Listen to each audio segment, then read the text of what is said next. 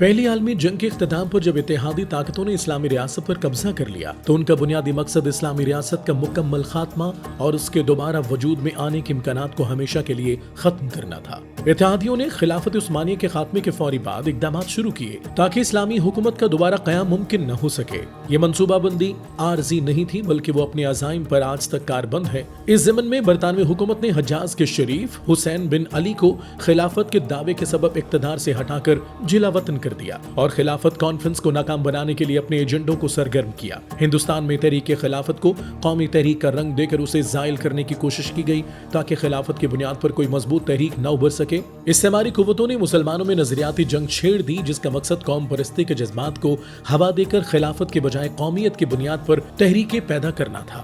عرب قوم پرستی اور ترک قوم پرستی کو ابھارا گیا اور مسلمانوں کو خلافت سے دور کر کے ترکوں اور عربوں کے درمیان اختلافات کو بڑھاوا دیا گیا۔ خلافت کو ایک فرسودہ نظام قرار دیتے ہوئے مسلمانوں کو یہ باور کرانے کی کوشش کی گئی کہ خلافت ایک غیر ضروری اور ناکارہ تصور ہے۔ اسلامی دنیا کو چھوٹے چھوٹے ملکوں میں تقسیم کر کے ان کی جغرافیائی سرحدیں اس طرح بنائی گئیں کہ یہ دوبارہ ایک طاقتور اسلامی ریاست میں تبدیل نہ ہو سکیں۔ ہر ملک کو ایک الگ شناخت اور قومی مفاد کا حامل بنایا گیا تاکہ امت مسلمہ متحد نہ ہو سکے۔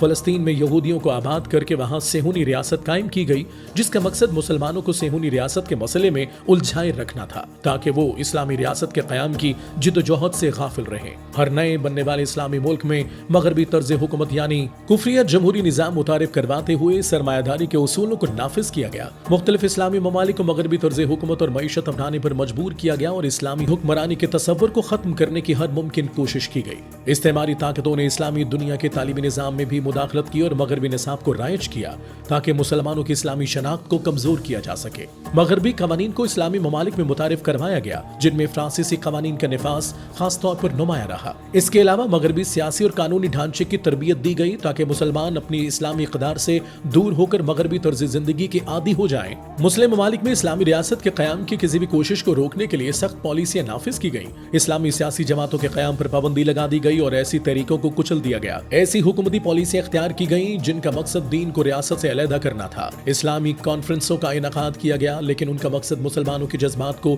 سرد کرنا اور انہیں عملی جدوجہد سے دور رکھنا تھا۔ ان کانفرنسوں میں قراردادیں تو منظور کی جاتی لیکن ان پر کوئی عملی اقدام نہیں کیا گیا۔ اس دوران استعماری حمایت یافتہ مفکرین نے اسلامی ریاست کے قیام کے خلاف دلائل دینا شروع کیے۔ یہ استعماری حکمت عملی آج تک جاری ہے اور اسلامی ریاست کے قیام کی ہر ممکنہ کوشش کو ناکام بنانے کے لیے مختلف ہتھ کنڈے استعمال کیے جا رہے ہیں۔